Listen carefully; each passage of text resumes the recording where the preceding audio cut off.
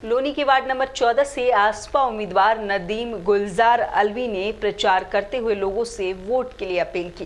प्रचार में राष्ट्रीय अध्यक्ष अशोक सिद्धार्थ, प्रदेश अध्यक्ष अंसार अलवी सहित कई लोग मौजूद रहे। उसे जिता करके भेजोगे रही आपकी समस्याओं की बात। जिस दिन बीमारी में राजा समाज पार्टी का कोई भी सिपाही आपने यहाँ से जिता कर भेज दिया, उस दिन समझ लेना अधिकारी आगे आगे होगा, मेरा चाबुक उसके पीछे पीछे रहेगा जब तक आप लोगों की समस्याएं खत्म नहीं हो जाती। और बहुत सारी समस्याएं भाई संदीप जी ने भी बताई है मुझे, और जी गुलाब भाई ने भी बताई है। बीच में कई लोगों से मिला हूं तो बहुत सारी समस्याएं मैं आप लोगों के बीच में वादा करने नहीं आया हूं, बहुत कुछ करके दिखाने आया हूं। कहने वाले अक्सर झूठे होते हैं, तो दो शब्दों के साथ अपनी बात को खत्म करना चाहूंगा कि दरिया तलाश करना समंदर तलाश कर, दरिया तलाश करना समंदर तलाश कर, तकवा जहां मिले वह घर तलाश कर।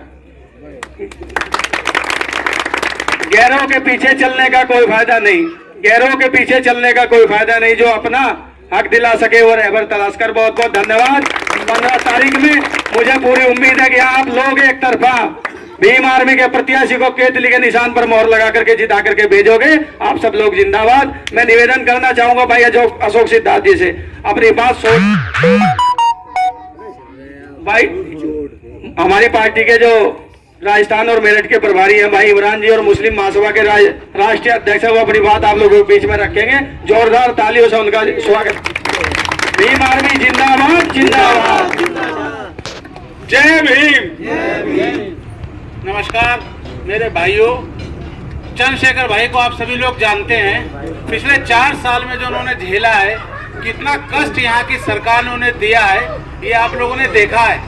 और ऐसा युवा नेता जो पूरे देश में अकेले विपक्ष का काम कर रहे हैं, और उनकी ताकत आप लोग हो, और हमेशा वो दबले कुचले लोगों के साथ खड़े रहते हैं। उनके प्रत्याशी गुलजार अलवी जी आपके साथ हैं।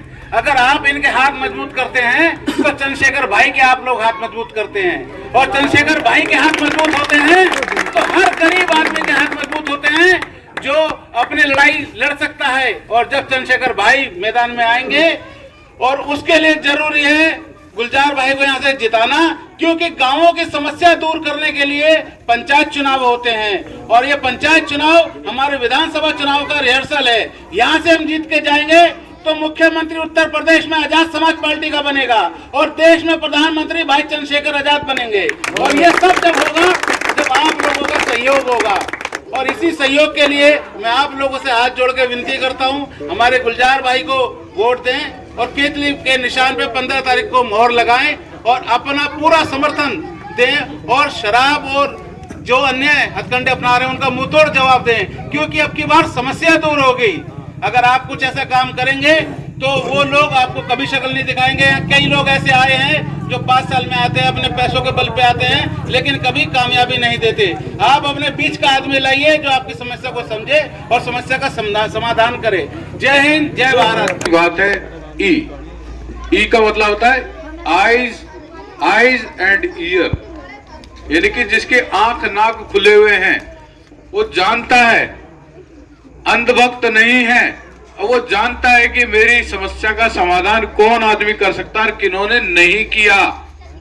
जिसके पास ये एनालिटिकल पावर है वो किसी की बहकावे में, ईयर को बात क्यों कर रहा हूं ई की, क्योंकि जो लोग बहकावे में आ जाते हैं वो हमसे हमेशा चमचागिरी के अलावा कुछ नहीं कर सकते,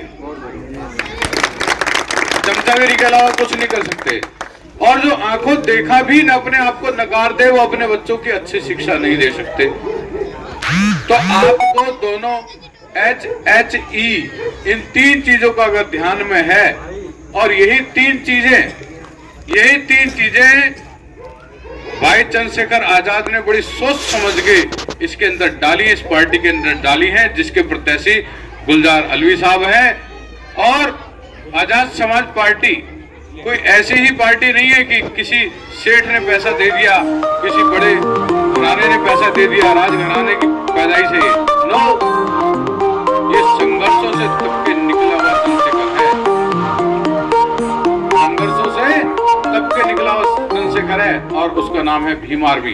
भीम आर्मी ने बिना भेदभाव किए कहीं भी पूरे भारत के अंदर कहीं भी किसी भी बहू बेटी के ऊपर बलात्कार या अत्याचार हुआ सिखाने का काम किया।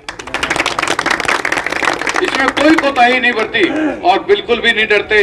और आपको ध्यान होगा, आप फेसबुक पे देखो, व्हाट्सएप पे देखो, टेलीविजन पे देखो, कहीं भी देखो, अखबार में देखो, कल भी उनके ऊपर 18 मुकदमे हुए हैं, 88 मुकदमे पहले भी लगे हुए हैं, लेकिन मुकदमों से नहीं डरते, जेल जाने से नहीं डरते। वो चाहे किसी प्रकार का मामला हो, चाहे सीए एनआरसी का मामला हो, चाहे वो रविदास मंदिर का मामला हो, चाहे वो हमारी बहनों के ऊपर होने वाले अत्याचारों का मामला हो, वो जहां भी होता है, चाहे स्टूडेंट का मामला हो, चाहे रिजर्वेशन का मामला हो, किसी भी मामले में वो पीछे नहीं हटते। इसलिए उन्होंने क्या किया, एक इंटेलेक्चुअल फोर्स बनाई, इंटेलेक्चुअल फोर्स बनाई प्रबुद्ध लोगों की। आप जैसे जो लोग बैठे मेरे सामने, आप जैसे अनुभवी प्रबुद्ध लोगों की एक टीम बनाई है, जिसको नाम रखा है मिशन 78। मिशन 78 क्यों? क्योंकि मिशन किसका? संविधान को लागू करने का। आज तक आपने गीता पढ़ी होगी, कुरान पढ़ा होगा और तमाम ग्रंथ पढ़े होंगे, लेकिन कभी आपको किसी ने कहा नहीं होगा कि संविधान पढ़ लो। क्योंकि अगर आप संविधान पढ़ लोगे या अपने बच्चों को पढ़ा दोगे तो आप क्या मांगोगे? अधिकार मांगोगे। क्यों? क्योंकि आज आप बच्चे को कहते, बच्चा बड़ा होता है तो क्या कहते हैं? अरे यार नौकरी नहीं मिली, क्या करें? अरे नौकरी देना, स्वस्थ रखना, छत देना, भोजन देना, आवास देना, कपड़े देना, ये काम किसके हैं? सरकार के काम हैं। ये आपके डीएम के काम होते हैं, लेकिन आप लोग सब उसमें अनभिज्ञ हैं। इसलिए क्योंकि आपको क्या पढ़ाया जाता है? दूसरी चीजें पढ़ाने को दी जाती है, लेकिन संविधान पढ़ने के किसी के घर में आपको संविधान नहीं मिलेगा तो आप उसको पढ़ोगे नहीं। अगर पढ़ोगे तो निश्चित तौर पर उसकी डिमांड करोगे। तो चंद्रशेखर भाई ने यही बात की कि हमारे पास एक इंटेलेक्चुअल फोर्स होनी चाहिए। इसलिए उन्होंने मिशन 78 का नाम दिया, मिशन 78 काशीराम का नाम दिया उसको। और सामाजिक संगठन के रूप में भीम आर्मी और पॉलिटिकल पार्टी के रूप में आजाद समाज पार्टी काशीराम का गठन किया। पिछले साल 15 मार्च मान्यवर काशीराम साहब के जन्मदिन वाले थे। ये तीनों मिलकर क्या करेंगी? ये तीनों मिलकर इस देश की सत्ता पर काबिज होंगे। और उसका प्रथम चरण कहां से शुरू होता है? जिला पंचायत से शुरू होता है, गांव से शुरू होता है। गांव से अगर आपने गुलजार अल्वी साहब को आगे भेजा तो आप सोचिए, लोनी आ गया, 2022 का चुनाव आने वाला है। 2022 का चुनाव आने वाला है। अगर आपने भारी बहुमत से इनको जिता के भेजा तो निश्चित तौर पे अगला प्रत्याशी भी आपके सामने खड़ा है। अगर आपका आशीर्वाद होगा तो अगला प्रत्याशी भी आपके सामने खड़ा है। तो ये ध्यान रखना कि यहां से अगर आपने भारी बहुमत से जिता के भेजा तो लौनी का अगला विधायक आपके सामने, आपका बच्चा आपके सामने हो कि बहन ऐसा नहीं है, मैं आपके साथ हूँ, आपके बीच में, जब आवाज दोगे जब खड़ा मिलूंगा, कि हमें विश्वास है, इसलिए हम रात में यहाँ आपके लिए खड़े हुए हैं। तो ऐसा प्यार, ऐसा विश्वास अगर किसी के मन में है तो यहाँ की जनता के बीच में गुलजार अल्वी के लिए है और किसी के लिए नहीं, किसी के लिए बचा नहीं है। और आप यदि इनको यहाँ से भारी बहुमत से विजय बना के भेजेंगे तो दिल्ली का द्वार नजदीक है, दिल्ली का गेट नजदीक है। आप केवल यहाँ से जिता के ही नहीं भेजेंगे, आप दिल्ली का दरवाजा भी चंद्रशेखर भाई के लिए खोलने का काम करेंगे। आप ये ध्यान रखना, चंद्रशेखर भाई के लिए वो दिल्ली का दरवाजा खोलने का काम करेंगे। 2022 का इलेक्शन भी नजदीक है, 2022 का इलेक्शन भी नजदीक है। तो ध्यान रखना, आपने अब तक बहुत सारे प्रत्याशी देखे होंगे जो आपके पास तमाम लोग लुभावने वादे करके आए हैं, लेकिन हम कोई वादा करने नहीं आए। क्यों? क्योंकि हमारे चंद्रशेखर भाई जो कहते हैं उसको करने में विश्वास रखते हैं। मनीषा हत्याकांड आपने सुन लिया होगा कि किसी ने, कोई नेता नहीं बोला, उसको कितना दबाने का प्रयास किया गया, लेकिन भाई चंद्रशेखर अड़े रहे। मैं खुद अड़ा रहा, हिमांशु वाल्मीकि भाई अड़े रहे, हमारे हिमांशु भाई वाल्मीकि, और चंद्रशेखर भाई को रात को गायब कर दिया उन्होंने। लेकिन हम लोग, मैं, कमल जाटा और सब लोग वहां सुबह 7 बजे टप्पल थाने पे जाके घेराव कर दिया, सुबह 7 बजे। और अपने 21 भाइयों को जिनको गिरफ्तार किया था सफदरजंग से उनके गांव जाते हुए, उनको 10:30 बजे तक उनको रिहा करने का काम किया। और हमने कह दिया, उस समय 5000 से ऊपर की भीड़ हो गई। एसडीएम आ गया, डीएम आ गया, सब कहने लगे कि ये क्या हो गया। जब तक हमारे चंद्रशेखर भाई और हिमांशु वाल्मीकि भाई जब तक हम बात नहीं कर लेंगे, हम यहाँ पर रुके रहेंगे। और हमें नहीं पता, हम केवल 2 बजे तक का समय दे रहे हैं। अगर 2 बजे तक हमारी बात नहीं हुई तो हमें नहीं पता यहाँ पर क्या होने वाला। वो इतने घबरा गए कि उनको चंद्रशेखर भाई और हिमांशु भाई को सहारनपुर उनके घर छोड़ के आए। ये ताकत किसकी है? आप लोगों की नहीं है, आप लोगों की ताकत है। और आप लोग यही ताकत अगर अलवी भाई को जिताकर यहाँ से भेजेंगे तो आपको मजाल है, जो आपको यहाँ पर हाथ लगा लिया। आपकी सारी समस्याएं, अभी अलवी भाई कह रहे थे कि अधिकारी आगे आगे होगा और मेरी चाबुक पीछे पीछे होगी। आप ये नहीं चाहते। अगर आप चाहते हैं तो अलवी भाई को यहाँ से जिताकर भेजना है। केतली का चुनाव चिन्ह को दिमाग में भर लो। और यहाँ से केवल आपके पास 5 दिन बाकी है।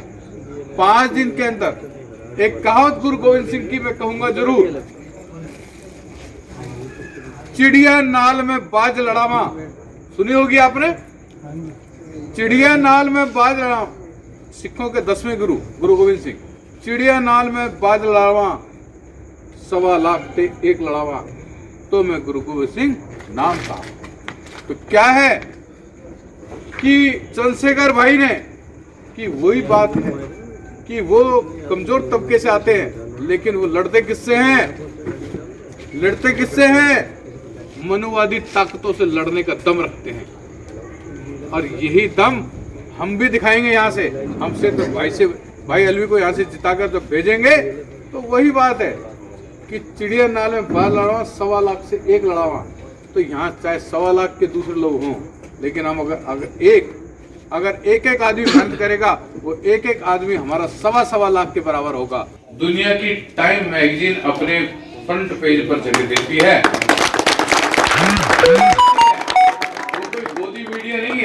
वो कोई गोदी मीडिया नहीं है।